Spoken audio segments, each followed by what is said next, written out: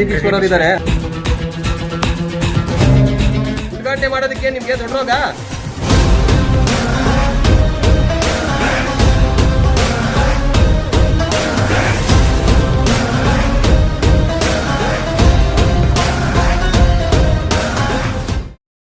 ಕೋಟ್ಯಾಂತರ ರೂಪಾಯಿ ಖರ್ಚು ಮಾಡಿ ಹೊಸದಾಗಿ ತಾಲೂಕು ಘೋಷಣೆ ಆದ ನಂತರ ತಾಯಿ ಮಕ್ಕಳ ಆಸ್ಪತ್ರೆ ಆಗಿರ್ಬೋದು, ಸರ್ಕಾರಿ ಏನು ತಾಲೂಕು ಆಸ್ಪತ್ರೆ ಆಗಿರ್ಬೋದು, ಎರಡೂ ಕಟ್ಟಡಗಳು ಪಕ್ಕದಲ್ಲೇ ಇದಾವೆ.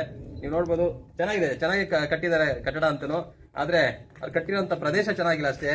ಯಾವ್ದೋ ಬೆಟ್ಟದ ಗುಡ್ಡಗಾಡು ಪ್ರದೇಶದಲ್ಲಿ ತಗೊಂಡ್ ಹಾಕಿದ್ದಾರೆ. ಮಂಚೇನಹಳ್ಳಿಯಲ್ಲೇ ಬೇಜಾನು ಜಾಗ ಇತ್ತು. ಸರ್ಕಾರದ ಆಸ್ತಿ ಇಲ್ಲ ಅಂತಿದ್ರು ಸಾರ್ವಜನಿಕರ ಆಸ್ತಿನ ಖರೀದಿ ಮಾಡ್ಬೋದಾಗಿತ್ತಲ್ಲ. ಸರ್ಕಾರದ ಆಸ್ತಿಗಳನ್ನ ಕೊಳ್ಳೆ ಹೊಡೆದಿದ್ದಾರೆ ಇಲ್ಲಿರುವಂತ ರಾಜಕಾರಣಿಗಳು. ಕೊಳ್ಳೆ ಹೊಡೆದ್ಬಿಟ್ಟು ಇವತ್ತು ಸರ್ಕಾರಿ ಸಾರ್ವಜನಿಕ ಆಸ್ಪತ್ರೆ ಆಗಿರ್ಬೋದು, ಸರ್ಕಾರಿ ತಾಲೂಕು ಕಚೇರಿ ಆಗಿರ್ಬೋದು, ತಾಯಿ ಮಕ್ಕಳ ಆಸ್ಪತ್ರೆ ಆಗಿರ್ಬೋದು, ನೀವು ನೋಡ್ಬೋದು ಸುತ್ತಲೂ ಗುಡ್ಡಗಾಡು ಪ್ರದೇಶ. ಇದು ಒಳ್ಳೆ ಕಾಡಿದಂಗಿದೆ. ಇಲ್ಲಿ ಇರತಕ್ಕಂತ ಸ್ಥಳೀಯ ಶಾಸಕರು ಯಾರು ಪ್ರದೀಪ್ ಈಶ್ವರ್ ಅವರು ಇದ್ದಾರೆ. ಅವ್ರದ ಸ್ವಂತ ಖರ್ಚಲ್ಲಿ ಅಮ್ಮ ಆಂಬುಲೆನ್ಸ್ ಅಂತ ಬಿಟ್ಟಿದ್ದಾರೆ. ನಿಮ್ಮ ಸ್ವಂತ ಆಂಬುಲೆನ್ಸ್ ಗಳು ಯಾರಿಗೆ ಬೇಕಾಗಿದೆ ಸ್ವಾಮಿ? ಸಾರ್ವಜನಿಕರ ಟ್ಯಾಕ್ಸ್ ದುಡ್ಡಲ್ಲಿ 108 ಅಂತ ಬಿಟ್ಟಿದೆ ಕರ್ನಾಟಕ ಸರ್ಕಾರ. ಆ ಆಂಬುಲೆನ್ಸ್ ಓಡಾಡ್ಲಿ ಬಿಡಿ. ನಿಮ್ಮ ಜಂಬಾ ಕೊಚ್ಕೊಳೋದಕ್ಕೆ ನಂದು ಓಡಾಡ್ತಾ ಇದೆ, ನನ್ನ ಅಮ್ಮ ಆಂಬುಲೆನ್ಸ್ ಬಿಟ್ಟಿದ್ದೀನಿ, ಅದರಿಂದ ಸುಮಾರು ಜನಕ್ಕೆ ಅನುಕೂಲ ಆಗ್ತಾ ಇದೆ ಅಂತ ಬಿಲ್ಡಪ್ ಕೊಡ್ತಿರಲ್ಲ ಸ್ವಾಮಿ. ಸರ್ಕಾರದಿಂದ ಬಿಟ್ಟಿದೆ 108 ಆಂಬುಲೆನ್ಸ್. ಬರೀ ಪೇಪರ್ ಅಲ್ಲಿ ಇದೆ ಅಷ್ಟೇ. ತಿಂಗಳ ಬಿಲ್ ಮಾಡ್ಕೊಳೋದಕ್ಕೆ ಮಾತ್ರ ಇದೆ ಅಷ್ಟೇ. ಮಂಚೇನಹಳ್ಳಿ ತಾಲೂಕು ಆಸ್ಪತ್ರೆ ಬಳಿ ಒಂದೇ ಒಂದು ಆಂಬುಲೆನ್ಸ್ ಸಿಗೋದಿಲ್ಲ. ರಾತ್ರಿ ಹೊತ್ತು ನಾವು ಟ್ರೀಟ್ಮೆಂಟ್ ಕೊಡ್ತಾ ಇದೀವಿ ಅಂತ ಹೇಳ್ತೀರಾ. ಪ್ರಾಥಮಿಕ ಆರೋಗ್ಯ ಕೇಂದ್ರ ಏನಿದೆ ಇವತ್ತು ಮಂಚೇನಹಳ್ಳಿ ಪೊಲೀಸ್ ಸ್ಟೇಷನ್ ಪಕ್ಕದಲ್ಲಿ ಇರುವಂತದ್ದು, ರಾತ್ರಿ 9 ಗಂಟೆ ಮೇಲೆ ಡಾಕ್ಟರ್ ಇರೋದಿಲ್ಲ. ಕೊಟ್ಟಿರೋಂಥದ್ದೇ ಒಬ್ಬರೇ ಒಬ್ಬ ಡಾಕ್ಟರ್ನ ಮಂಚೇನಹಳ್ಳಿ ಹೊಸದಾಗಿ ತಾಲೂಕು ಘೋಷಣೆಯಾದ ನಂತರ ಇರುವಂತ 24x7 ವಾರದ 24 ಅವರು ಒಂದೇ ಡಾಕ್ಟರ್ ಇರುವಂತದ್ದು. ಒಂದು ಡಾಕ್ಟರ್ ಕೈಯಲ್ಲಿ 24 ಅವರ್ ಕೆಲಸ ಮಾಡೋದಕ್ಕಾಗುತ್ತಾ? ನಿಮ್ಮ ವಿವೇಚನೆಗೆ 24 ಅವರ್ ಒಬ್ಬ ಮನುಷ್ಯ ಕೆಲಸ ಮಾಡೋಕ್ಕಾಗುತ್ತೇನ್ರಿ? ಶಾಸಕರು ಅರ್ಥ ಮಾಡ್ಕೊಬೇಕು ನೀವು. ಕಟ್ಟಡ ಚೆನ್ನಾಗಿದೆ, ಉದ್ಘಾಟನೆ ಮಾಡೋದಕ್ಕೆ ನಿಮ್ಗೆ ದೊಡ್ಡ ರೋಗ. ಉದ್ಘಾಟನೆ ಮಾಡಿ. ಕೋಟ್ಯಾಂತರ ರೂಪಾಯಿ ಸುರಿದಿದ್ರಲ್ಲ, ಇಲ್ಲಿ ಎತ್ಕೋಬೋದಿಲ್ಲ. ಜನರ ಟ್ಯಾಕ್ಸ್ ದುಡ್ಡಲ್ಲಿ ಮನೆಯಿಂದ ತಂದಂತ ದುಡ್ಡಲ್ಲ ಇದು. ಜನಗಳೆಲ್ಲ ಸಾರ್ವಜನಿಕರು ಟ್ಯಾಕ್ಸ್ ಅವ್ರು ಕಷ್ಟಪಟ್ಟು ಕಟ್ಟಿರೋಂತ ತೆರಿಗೆ ಹಣದಲ್ಲಿ ಕಟ್ಟಿರೋಂತ ಬಿಲ್ಡಿಂಗ್ ಇವೆಲ್ಲನು ರಸ್ತೆ ನಿರ್ಮಾಣ ಮಾಡಿಲ್ಲ. ಅಲ್ಲ, ಮೂಲಭೂತ ಸೌಕರ್ಯಗಳು ಒದಗಿಸ್ಕೊಡೋದಕ್ಕೆ ನಿಮ್ಗೆ ಯೋಗ್ಯತೆ ಇಲ್ಲ. ದೇಶಾದ್ಯಂತ ಮಾತಾಡ್ತೀರಾ. ಸರಿಯಾದಂತ ಒಂದು ಹಾಸ್ಪಿಟಲ್ಗೆ ಒಂದು ರಸ್ತೆ ಮಾಡ್ಕೊಡೋದಕ್ಕೆ ನಿಮ್ಗೆ ಯೋಗ್ಯತೆ ಇಲ್ಲ. ಮೂಲಭೂತ ಸೌಕರ್ಯ ಹೊಸದಾಗಿ ತಾಲೂಕು ಘೋಷಣೆ ಆದ್ಮೇಲೆ ಮೂಲಭೂತವಾಗಿ ತಾಲೂಕು ಕಚೇರಿ ಇರಬೇಕು, ಸರ್ಕಾರಿ ಆಸ್ಪತ್ರೆ ಇರಬೇಕು, ಕೋರ್ಟ್ ಇರಬೇಕು. ಸರ್ಕಾರಿ ತಾಲೂಕು ಏನದು ಕಚೇರಿನ 50,000 ರೂಪಾಯಿ ಬಾಡಿಗೆ ಕೊಟ್ಟು ನಡೆಸ್ತಾ ಇದ್ದೀರಾ. ನಿಮ್ಗೆ ನಾಚಿಕೆ ಆಗೋದಿಲ್ವಾ? ಇಲ್ಲ, ಎಷ್ಟು ವರ್ಷ ಕೊಡಿಸ್ತೀರಿ ಇದನ್ನ? ಅನೈತಿಕವಾಗಿ ತಾಣವಾಗಿ ಮಾರ್ಪಾಡು ಮಾಡೋದಕ್ಕೆ ರೆಡಿ ಮಾಡಿರೋಂಥ ಕಟ್ಟಡ ಇದಷ್ಟೇ. ಇದು ಕೋಟ್ಯಾಂತರ ರೂಪಾಯಿ ಜನರ ತೆರಿಗೆ ದುಡ್ಡನ್ನ ಈ ತರ ನೀವು ಪೋಲ್ ಮಾಡ್ತಾ ಇದ್ದೀರಾ. ದಾವಣಗೆರೆಗೆ ಹೋಗ್ಬಿಟ್ಟು ಚುನಾವಣೆ ಕಾಂಗ್ರೆಸ್ ಅಲ್ಲಿ ಗೆಲ್ಲಬೇಕು ಅಂತ ಹೇಳ್ಬಿಟ್ಟು ನೀವು ಹಠ ತೊಟ್ಟು ಯಾರೋ ಒಬ್ರು ದಾವಣಗೆರೆ ಚಾಲೆಂಜ್ ಕಟ್ಟುವಾಗ ಇಲ್ಲಿಂದ ದಾವಣಗೆರೆ ಹೋಗಿ ಚಾಲೆಂಜ್ ಕಟ್ಟಿ ಅಲ್ಲಿ ಗೆಲ್ಸೋದಿಕ್ಕಾಗುತ್ತೆ. ನಿಮ್ಮ ಕ್ಷೇತ್ರದಲ್ಲೇ ನೀವು ಪ್ರತಿ ತಿಂಗಳು ಮನೆ ಭೇಟಿ ಅಂತ ಕೊಡ್ತಾ ಇದ್ದೀರಾ. ಹಾಗಾದ್ರೆ ಈ ಭೇಟಿ ಕೊಡ್ತಾ ಇಲ್ವಾ ಆಸ್ಪತ್ರೆಗೆ? ನೀವು ಒಂದು ಚಾಲೆಂಜ್ ಆಗಿ ತಗೊಳ್ಳಿ. ನೀವು ಇಲ್ಲ ದಾವಣಗೆರೆ ಹೋಗಿ ಚಾಲೆಂಜ್ ಕಟ್ಟಿ ಅಲ್ಲಿ ತೊಡೆ ತೊಟ್ಟಾಗುತ್ತೆ. ಇದೇ ನಿಮ್ಮ ಕ್ಷೇತ್ರದಲ್ಲೇ ಮಂಚೇನಹಳ್ಳಿ ತಾಲೂಕಲ್ಲಿ ನೀವು ಚಾಲೆಂಜ್ ಆಗಿ ನೀವು ತೊಡೆ ತಟ್ಟಿ ಆಸ್ಪತ್ರೆ ಯಾಕೆ ಉದ್ಘಾಟನೆ ಮಾಡ್ತಾ ಇಲ್ಲ? ಯಾಕೆ ರೋಗಿಗಳಿಗೆ ಒಂದು ಸೌಕರ್ಯವನ್ನು ಕೊಡಕ್ಕಾಗ್ತಾ ಇಲ್ಲ ನಿಮ್ಗೆ? ಮೇನ್ ರೋಡ್ ಇದೆ, ಹೈವೇ ರೋಡ್ ರಸ್ತೆಗಳು ಮಾತ್ರ ಚೆನ್ನಾಗಿ ಮಾಡ್ತಾರೆ. ಅದೇನು ಕೇಂದ್ರ ಸರ್ಕಾರದಿಂದ ದುಡ್ಡು ಬರುತ್ತೆ, ಅದು ಮಾಡ್ಕೊಂತಾರೆ. ಹಳ್ಳಿಗಳ ಕಡೆ ಹೋದ್ರೆ ಇವತ್ತಿಗೂ ಗುಂಡಿ ಇಲ್ದಿರೋ ರಸ್ತೆ ನೋಡೋದಕ್ಕೆ ಆಗೋದಿಲ್ಲ. ಕುಡಿಯೋ ನೀರಿನ ವ್ಯವಸ್ಥೆ ಇಲ್ಲ, ಚರಂಡಿಗಳಿಲ್ಲ, ಕರೆಂಟ್ ಇಲ್ಲ. ರೈತರು ಇವತ್ತು ಕಷ್ಟ ಬಿಡ್ತಾ ಇದ್ದಾರೆ. ಮಂಚೇನಹಳ್ಳಿಗಾಗ್ಲಿ ಇವಾಗ ಆರೋಗ್ಯ ಸಮಸ್ಯೆ ಆಯ್ತು ಅಂದ್ರೆ ಚಿಕ್ಕಬಳ್ಳಾಪುರಕ್ಕೆ ಹೋಗ್ಬೇಕು, ಇಲ್ಲ ಗೌರಿಬಿದರ್ಗೆ ಹೋಗ್ಬೇಕು, ಇಲ್ಲ ಬೆಂಗಳೂರಿಗೆ ಹೋಗ್ಬೇಕು. ಏನಕ್ಕೆ ಮಾಡಿದ್ರಿ ಇದನ್ನ? ಮತ್ತೆ 2023 ನಿಮ್ಗೆ 10ನೇ ತಿಂಗಳು 5ನೇ ತಾರೀಕಲ್ಲೇ ನಿಮ್ಗೆ ಒಂದು ಲೆಟರ್ ಕಳಿಸಿದ್ದಾರೆ ಈಗಿನ ಕಾರ್ಯನಿರ್ವಹಿಸುತ್ತಿರುವ ಡಾಕ್ಟರ್ ನವೀನ್ ಅವರು. 2023 ಇಲ್ಲಿ ತನಕ ನಿಮ್ಗೆ ಸಮಯ ಸಾಲ್ದ? ಇನ್ನೂ ಸಮಯ ಬೇಕಾ? 3 ವರ್ಷ ಆಯ್ತು ಹತ್ತತ್ರ. 3 ವರ್ಷದಿಂದ ಇಲ್ಲಿ ತನಕ ಏನು ಗುಡ್ಡೆ ಹಾಕಿದ್ದೀರಾ? ಕರೆಕ್ಟ್ ಆಗಿ ಇಲ್ಲಿನ ಮಂಚೇನಹಳ್ಳಿ ಸುತ್ತಮುತ್ತ ಇರುವ ಸಾರ್ವಜನಿಕರಿಗೆ ನೀವು ಆರೋಗ್ಯ ಚಿಕಿತ್ಸೆನೆ ಸರಿಯಾಗಿ ಕೊಡ್ದಿದ್ಮೇಲೆ ಅಂಬಾ ಆಂಬುಲೆನ್ಸ್ ಅಂತ ಬಿಟ್ಟಿದ್ದೀನಿ ಅಂತ ಹೇಳ್ತಿರಲ್ಲ. ಅಂಬಾ ಆಂಬುಲೆನ್ಸ್ ಅಲ್ಲಿ ಏನ್ ಚಿಕಿತ್ಸೆ ಕೊಡ್ತಾರ? ಡಾಕ್ಟರ್ ಇದಾರ ಅದ್ರಲ್ಲಿ? 108ಗೆ ಕರೆಕ್ಟ್ ಸಿಬ್ಬಂದಿ ಇಲ್ಲ, ಸಂಬಳ ಕೊಡ್ತಾ ಇಲ್ಲ ಅವರಿಗೆ. ಸಂಬಳನೂ ಕೊಡ್ತಾ ಇಲ್ಲ, ಏನಿಲ್ಲ. ರಾತ್ರಿ 2 ಗಂಟೆ ಮಧ್ಯಾಹ್ನ 2 ಗಂಟೆಯಿಂದ ರಾತ್ರಿ 10 ಗಂಟೆವರೆಗೆ ಇಲ್ಲಿ 108 ಕೆಲಸನೇ ಮಾಡೋದಿಲ್ಲ. ಇದೇ ಮಂಚೇನಹಳ್ಳಿ ತಾಲೂಕಿನ ಹೆಗ್ಗೇನಹಳ್ಳಿ ಒಬ್ಬ ಗ್ರಾಮಸ್ಥರು ಜ್ವರ ಬಂದಿದೆ ಅಂತ ಬಂದ್ರೆ ಮಾರ್ಚ್ 30ನೇ ತಾರೀಕು ರಾತ್ರಿ ಬಂದ್ರೆ ಆಂಬುಲೆನ್ಸ್ ಇಲ್ಲ. ಅವ್ರು ಪ್ರಾಣ ಬಿಟ್ಟಿದ್ದಾರೆ. ಇಲ್ಲಿ ಡಾಕ್ಟರ್ ನೋಡಿದ್ರೆ ಯಾವುದೇ ತರ ತುರ್ತು ಪರಿಸ್ಥಿತಿ ಬಂದಿಲ್ಲ ಅಂತ ಹೇಳ್ತಾರೆ. ಇದು ಮತ್ತೆ ಮಾರ್ಚ್ 30ನೇ ತಾರೀಕು ಡೆತ್ ಆಗಿರೋದು, ಅದು ತುರ್ತು ವ್ಯವಸ್ಥೆ ಅಲ್ವಾ? ಹೇಳ್ತಾರೆ ಅಯೋಗ್ಯ ಡಾಕ್ಟ್ರು. ಇನ್ನು ಏನು ಓದಿರ್ತಾರೆ? ನಾನೇ ಒಂದು ಅಲ್ಲಿ ವಿಡಿಯೋ ಮಾಡಿಬಿಟ್ಟು ಫೇಸ್ಬುಕ್ ಅಲ್ಲಿ ಅಪ್ಲೋಡ್ ಮಾಡಿದ್ದೀನಿ ಮಾರ್ಚ್ 31ಕ್ಕೆ. ಯಾವುದೇ ತರ ತುರ್ತು ಪರಿಸ್ಥಿತಿನೇ ಬಂದಿಲ್ಲ ಅಂತ ಹೇಳ್ಬಿಟ್ಟು ಅವ್ರು ಕೊಟ್ಟಿರೋ ರಿಪೋರ್ಟ್ ಅಲ್ಲೇ ಇದೆ. ಯಾವುದೇ ತರ ತುರ್ತು ಪರಿಸ್ಥಿತಿ ಇಲ್ಲ, ನಾನು ಒಬ್ನೇ ನೋಡ್ಕೊಂತೀನಿ, ಬರೋದೆಲ್ಲ ನಾನು ಒಬ್ನೇ ಲೂಟಿ ಮಾಡ್ಕೊಂತೀನಿ. ಏನ್ ಲೂಟಿ? ಎಲ್ಲ ಲೂಟಿ ಮಾಡ್ಕೊಂಡು ಇಲ್ಲಿ ತಾಲೂಕು ಆಸ್ಪತ್ರೆ ಓಪನ್ ಮಾಡಕ್ ಆಗಲ್ಲ.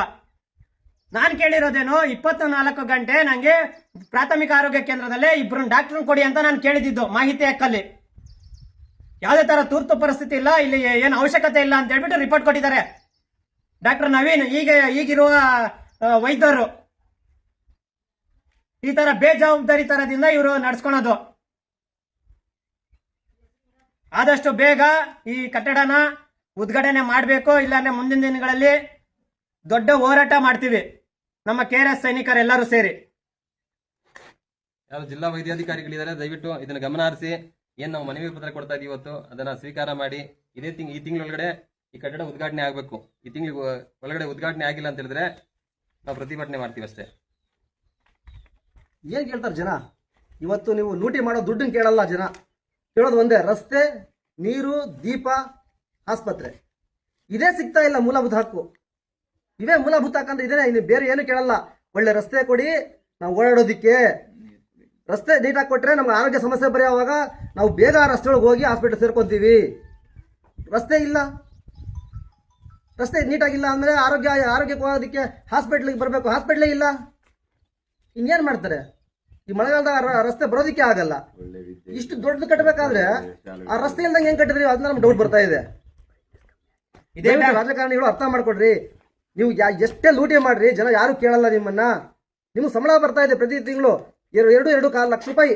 ನೀವು ಒಂದ್ಸರಿ ಪ್ರವಾಸ ಮಾಡಿದ್ರೆ, ನಿಮ್ಮ ಕಾರ್ಗೆ ಡೀಸೆಲ್ಗೆ ಅಂತ ದುಡ್ಡು ಕೊಡ್ತಾ ಇದ್ದಾರೆ, ನಿಮಗೆ ಫೋನ್ ಬಿಲ್ ಅಂತ ಕೊಡ್ತಾ ಇದ್ದಾರೆ ನಿಮಗೆ ಪ್ರತಿ ತಿಂಗಳು. ಮತ್ತೆ ನಿಮಗೆ ಒಂದು ಕ್ಯಾಬಿನೆಟ್ ಹೋಗಿ ಈ ಥರ ನಮ್ಮ ಸಮಸ್ಯೆಗಳನ್ನ ಚರ್ಚೆ ಮಾಡಿ ಯಾವುದು ತಾಲೂಕು ಬೇಕು ಅಂತ ಹೇಳ್ಬಿಟ್ಟು ಕೇಳೋದಕ್ಕೆ ಒಂದು ಸಂಬಳ ಕೊಡ್ತಾರೆ ನಿಮ್ಮನ್ನ. ನೀವು ಶಾಸಕರಂದ ತಕ್ಷಣ ಏನೋ ನಿಮ್ಗೆ ಒಂದು ಸಿಂಹಾಸನ ಕುಂಡ್ರಿಸೋದಲ್ಲ. ನಿಮಗೂ ಸಂಬಳ ಕೊಟ್ಟೆ ಸಾರ್ವಜನಿಕರು ನಮ್ಮ ತೆರಿಗೆಯಲ್ಲಿ ನಿಮ್ಗೆ ಸಂಬಳ ಕೊಟ್ಟು ನಿಮ್ಗೆ ಗೆಲ್ಸಿದ್ದೀವಿ. ನೀವು ನಮ್ಮ ಸಮಸ್ಯೆಯನ್ನು ಆಳಿಸಿ ನಮ್ಮ ಕೆಲಸನ ನೀವು ಮಾಡಿಕೊಡಿ ಅಂತ ಹೇಳ್ತಾರೆ ಅಷ್ಟೇ. ನಿಮಗೆ ನೀವು ಯಾವುದು ಮಾಡ್ತಾ ಇಲ್ವಲ್ಲ. ಇನ್ನು ಯಾವ ರೀತಿ ಕೇಳಬೇಕು? ಜನ ಮುಗ್ಧರಿದ್ದಾರೆ ದಯವಿಟ್ಟು. ಇಲ್ಲಿ ಮಂಚೇಳಿ ತಾಲೂಕು ಜನ ಮುಗ್ಧರು, ತುಂಬ ಅಮಾಯಕರು. ಅವರು ಕೇಳೋದಕ್ಕೆ ಆಗ್ತಾ ಇಲ್ಲ ನಿಮ್ಮನ್ನ. ನೀವು ಅರ್ಥ ಮಾಡ್ಕೊಳ್ಳಿ. ಅವ್ರು ಕೇಳೋಕ್ಕಿಂತ ಮುಂಚೆ, ಅವರ ಸಹನೆಯನ್ನ ಒಡೆಯೋಗಿನ ಮುಂಚೆ ನೀವು ಅರ್ಥ ಮಾಡಿಕೊಂಡು ದಯವಿಟ್ಟು ತಾಲೂಕಿನ ಸಮಸ್ಯೆಯನ್ನು ಬಗೆಹರಿಸಿ. ಇದೇ ಡಾಕ್ಟರ್ ಹೇಳಿದ್ದಾರೆ, ಇಲ್ಲಿ ಕಟ್ಟಡ ನಿರ್ಮಾಣ ಆಗಿದ ತಕ್ಷಣಕ್ಕೆ ನಾವು ಹಾಸ್ಪಿಟಲ್ ಉದ್ಘಾಟನೆ ಮಾಡಕ್ ಆಗೋದಿಲ್ಲ ಅಂತ. ಕಟ್ಟಡ ಪಾಯ ಹಾಕದಾಗಿಂದ ಇಲ್ಲಿ ತನಕ ನೀವು ಅಲ್ಲಿ ಪೀಠೋಪಕರಣಗಳಿಲ್ಲ, ಸಿಬ್ಬಂದಿ ಇಲ್ಲ ಅಂತ. ಸಿಬ್ಬಂದಿಗೆ ನೀವು ಪಾಯ ಹಾಕಿದಾಗೆ ನೀವು ಕಾಲ್ ಮಾಡಿದ್ರೆ ಯಾಕೆ ಸ್ವಾಮಿ ಬರ್ತಿರ್ಲಿಲ್ಲ?